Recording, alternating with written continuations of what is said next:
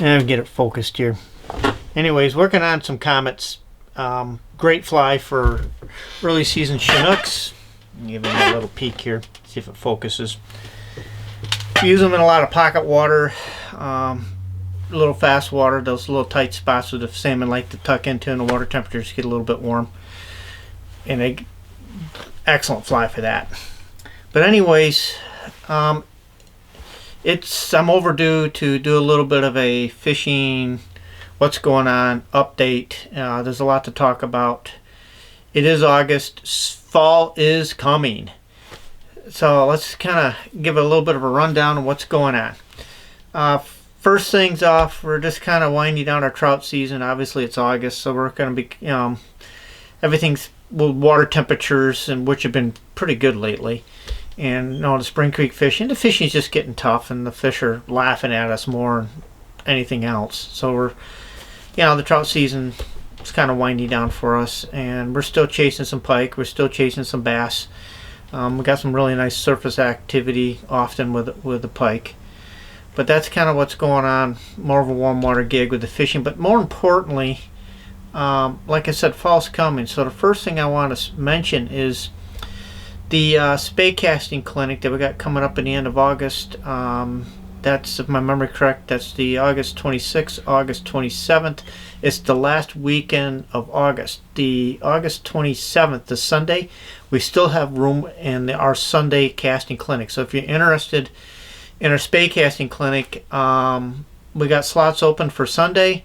We run from about 8 in the morning till noon, so we don't get overheated with the heat, and it's just before the fall fishing season starts, so it's a great time to get your casting tuned up. If you're new to Spey casting, we'll have equipment there. We have a 1-to-5 instructor ratio, so even if you're fairly experienced with casting, you have a problem with the cast, we can help you in that class. We'll just modify your session with us for you because we got such a high instructor to student ratio.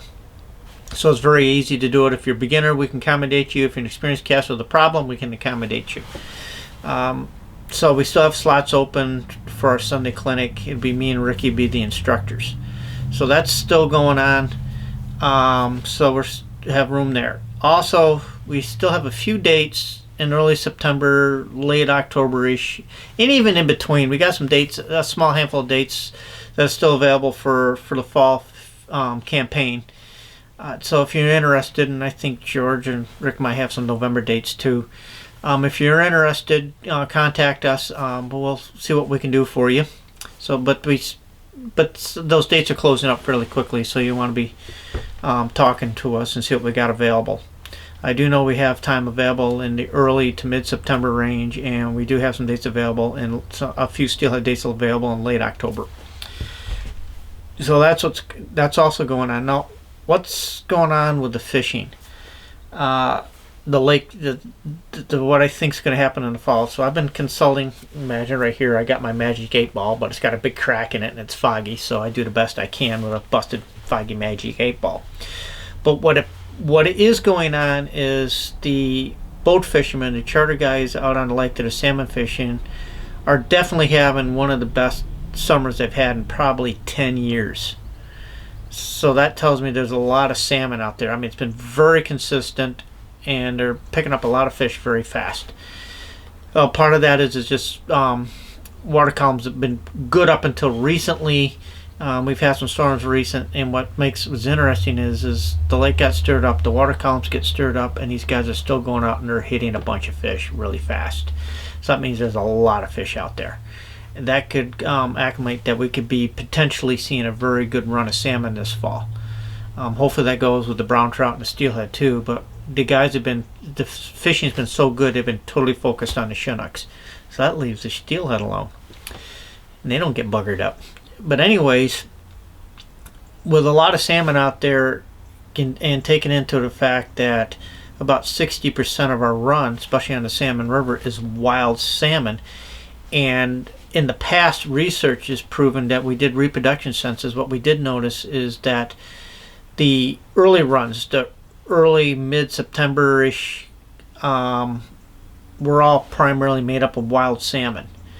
So if we got a big head of wild salmon coming in, we could potentially be seeing some good early salmon fishing. A lot of that depends on water temperatures, water flows, and the crabbiness and the crankiness and how the fish want to mess with our heads. But I've seen it where we've had very strong runs early in the season, so I'm thinking that we have a potential for some early run salmon.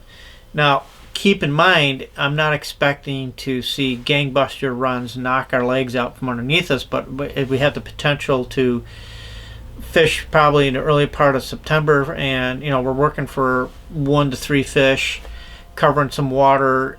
Fishing pressure is low. It's a really wonderful time to be in the river. We usually start for fairly early in the morning, take advantage of the water temperatures, cover through some water, and generally when you hook into one of those salmon, they are angry. They want to break and take things. So I'm really hoping we'll have that encounter with those earlier salmon. So that's kind of what's going on with the salmon fishing. I'm kind of getting excited for that because it looks like we're into a cool weather pattern. Hopefully that'll persist for the rest of this month and into fall.